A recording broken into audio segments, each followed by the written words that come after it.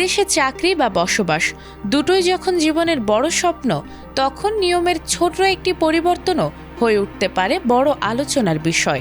বিশেষ করে যাদের হাতে রয়েছে বিশেষ আবাসনের সুবিধা, তাদের জন্য নতুন সিদ্ধান্ত কতটা গুরুত্বপূর্ণ হতে পারে সেটিই এখন আলোচনায়। কারণ প্রশাসনের সাম্প্রতিক কিছু নির্দেশনা বদলে দিতে পারে কর্মসংস্থান, প্রশিক্ষণ, পদত্যাগ, এমনকি ভিসা ব্যবস্থাপনার চেনা চিত্র।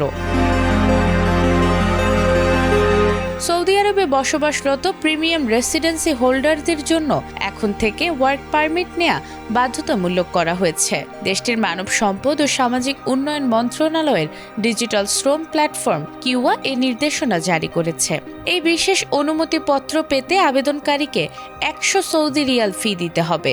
একই সঙ্গে কিউয়া প্ল্যাটফর্ম ব্যবসা প্রতিষ্ঠান, কর্মী ও ভিসা সংক্রান্ত বিভিন্ন সেবা আর সহজ ও সুশৃঙ্খল করতে নতুন কিছু নিয়ম চালু করেছে।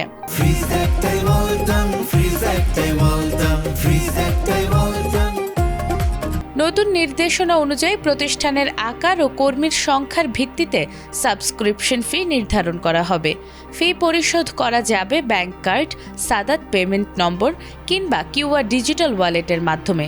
এদিকে তামহির প্রশিক্ষণ কর্মসূচির চুক্তিগুলো এখন থেকে অনলাইনে কিউয়া প্ল্যাটফর্মে নিবন্ধন করা যাবে। তবে এসব প্রশিক্ষণ চুক্তি সৌদিকরণ নীতির কর্মী গণনায় যুক্ত হবে না বলে জানিয়েছে কর্তৃপক্ষ। কর্মীদের জন্য এসেছে নতুন সুবিধা। কোনো কর্মী পদত্যাগপত্র জমা দেওয়ার পর 7 দিনের মধ্যে তা প্রত্যাহার করতে পারবেন। তবে এ সময়ের মধ্যে নিয়োগকর্তা যদি পদত্যাগ গ্রহণ না করেন বা সিদ্ধান্ত স্থগিত না রাখেন, তবেই এই সুযোগ কার্যকর হবে। অন্যদিকে ভিসা সংক্রান্ত ভুলের ক্ষেত্রেও কড়াকড়ি আরোপ করা হয়েছে। একবার ভিসা ইস্যু হয়ে গেলে তার তথ্য আর সংশোধন করা যাবে না। ভুল থাকলে পুরনো ভিসা বাতিল করে নতুন করে আবেদন করতে হবে। সৌদির এই নতুন পদক্ষেপগুলো দেশটিতে কর্মসংস্থান ও প্রশাসনিক সেবাকে আরও স্বচ্ছ এবং ডিজিটাল ব্যবস্থার আওতায় আনতেই নেওয়া হয়েছে বলে মনে করছেন সংশ্লিষ্টরা। নাজমুন নাহার জান্নাত, এটিএন বাংলা।